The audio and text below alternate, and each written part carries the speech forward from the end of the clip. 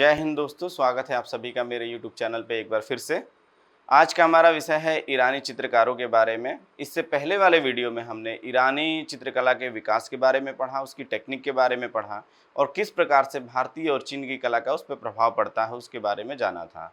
तो शुरू करते हैं बेहजाद से। सबसे पहले एक बचपन में ही माता-पिता का सिर से उसके हाथ हट जाता है, यानी कि मृत्यु हो जाती है उसके माता-पिता की और वो अनाथ हो जाता है। जो तैमूर के शाही पुस्तकालय है दोस्तों, उसमें एक निर्देशक थे मिराक नक्काश नाम के व्यक्ति। मिराक नक्काश ने बेहजाद को गोद लिया और मिराक नक्काश स्वयं एक बहुत ही बेहतरीन कलाकार और लेखक थे। प्रारंभिक शिक्षा जो है बेहजाद की मिराक नक्काश के अंतर्गत होती है। इसके पश्चात जो है मिराक नक्काश को लगता है कि बेहजाद ने जितना कुछ मुझसे सीखना था वो तो उसका कंप्लीट हो चुका है और मैं चाहता हूँ कि बेहजाद इससे और बेहतर कला जाने। तो हुसैन शाह बेगरा के दरबार में एक बार मिराक नक्काश जाते हैं और हुसैन शाह बेगरा के दरबार में चित्रकारों से मिलते हैं, जिसमें उनकी मुलाकात होती है मीर अली सिरनवाई से। दोस्तों, मीर अली सिरनवाई उस समय हुसैन शाह बेगरा के दरबार में दरबारी चित्रकार थे, श्रेष्ठ चित्रकार कह सकते हैं उस समय के थे।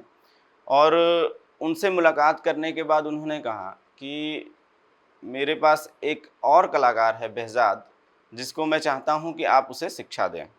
सो बेहजाद को लेके मीर अली सिरनवाई से जो मिलाते हैं वो मिराक नक्काशी होते हैं।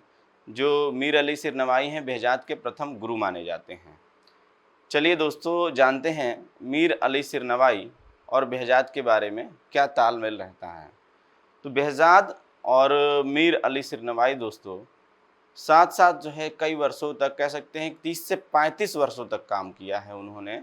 और जो हेरात शहर है उसमें ईरानी चित्रकला का स्वर्ण युग तक उसको पहुंचाया है।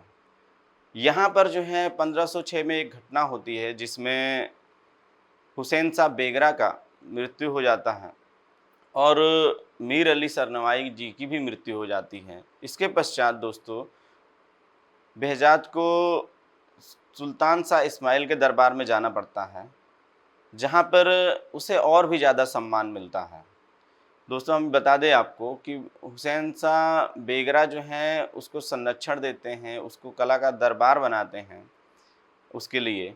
और साथ ही साथ जो है उसमें कला के प्रति जितने भी अन्य, कह सकते हैं कला में पारखी लोग थे, अन्य विषय के जानकार लोग थे, जैसे कि कवि हैं, लेखक हैं या अन्य किसी भी प्रकार के कला के प्रति जागरूक लोग थे, उनको उस दरबार में स्थान दिया था। इसी प्रकार का स्थान जो है सुल्तान शाह इस्माइल ने भी बेहजाद को मुहैया कराया, जिसमें जो है इस दरबार में अनेकों कलाकारों का जन्म होता है और पूरे ईरान में बेहजाद के सिखाए हुए छात्र जो हैं चित्रकला के, वो फैल जाते हैं और प्रत्येक राज दरबार में उसके द्वारा शिक्षित किए गए स्टूडेंट देखे जा सकते थे। इस प्रकार से दोस्तों सुल्तान शाह इस्माइल के दरबार में बेहजाद की टेक्निक के बारे में, उसके कला के कैरेक्टर के बारे में बहुत सारी चर्चाएं होने लगी थी। इसी बीच जो है वहाँ पर मुलाकात होती है सुल्तान शाह इस्माइल से बाबर की। बाबर ने उस समय मुलाकात की थी बेहजाद और शाह मुजफ्फर से और उनका जिक्र जो है अपने बाबरनामा में भी किया है। दोस्तों, सुल्तान शाह इस्माइल से बात करते करते वो एक लाइन बोलते हैं जिसको उन्होंने बाबरनामा में भी मेंशन किया है कि बेहजाद जो है कलाकार बहुत ही बेहतरीन है, लेकिन जो दाढ़ी मूंछ वाले युवा हैं उनके चित्र जो है वो थोड़ा सही नहीं बना पाता है। लेकिन शाह मुजफ्फर के बारे में दोस्तों बाबर कहते हैं अपने बाबरनामा में कि सादृश्य चित्रकार के लिए शाह मुजफ्फर से बेहतर कोई नहीं है। तो इस प्रकार से दोस्तों इन दोनों का जिक्र भी मिलता है बाबरनामा में। और एक कड़ी यहाँ से और जुड़ती है सुल्तान शाह इस्माइल के दरबार में, जो इसका बेटा होता है शाह तमास, सुल्तान शाह इस्माइल का, उसने जो है यहाँ पे चित्रकला की जो ये पाठशाला है, जो ट्रेनिंग सेंटर है, उसको जारी रखा, जिसके समय में बेहजाद का जब मृत्यु हो जाती है और शाह मुजफ्फर की जब मृत्यु हो जाती है तो यहाँ पर दो और बेहतरीन कलाकार होते हैं जिनका नाम होता है मीर सैयद अली और अब्दुल समद सिराजी। सो दोस्तों, इसकी मुलाकात होती है हुमायूं से इन दोनों की, और हुमायूं इनको जो है ऑफ़र भी करता है कि मीर सैयद अली और अब्दुल समद सिराजी को कि आप मेरे साथ चलिए। लेकिन जो है उस समय हुमायूं की स्थिति उतनी अच्छी नहीं होती है जिसको देख के ये लोग उसके साथ जा सकें। ले फिर उसके बाद जो है काबुल पे इसने विजय प्राप्त कर लेता है हुमायूं। उसी टेक्निक को भारत पहुंचने में हुमायूं के समय में मीर सैयद अली और अब्दुल समद सिराजी का योगदान देखा जा सकता है। तो दोस्तों, इस प्रकार से ईरानी चित्रकला भारत पहुंची और हमज़ानामा चित्रित किया जाता है सर्वप्रथम। तो दोस्तों, सुल्तान शाह इस्माइल के दरबार में बहुत सारे कलाकारों को सम्मान मिलता है, एंड कह सकते हैं कि उस समय का एक स्कूल डेवलप कर दिया behzad ने, जिसकी वजह से पूरे ईरान में चित्रकला का एक माहौल हो गया। और जो आसपास के सुल्तान थे उन्होंने भी सुल्तान शाह इस्माइल से और शाह तमाश से चित्रकारों की मांग की और अपने अपने दरबारों में उन्हें अच्छे पद पे नियुक्त किया। तो इस प्रकार से दोस्तों सारा कुछ जो है ईरानी शैली डेवलप होता है। उसके बारे में मीर अली सिरनवाई जी का योगदान होता है, जिससे behzad सीखने के बाद जो है इसको स्वर्ण युग तक पहुंचा पाता है।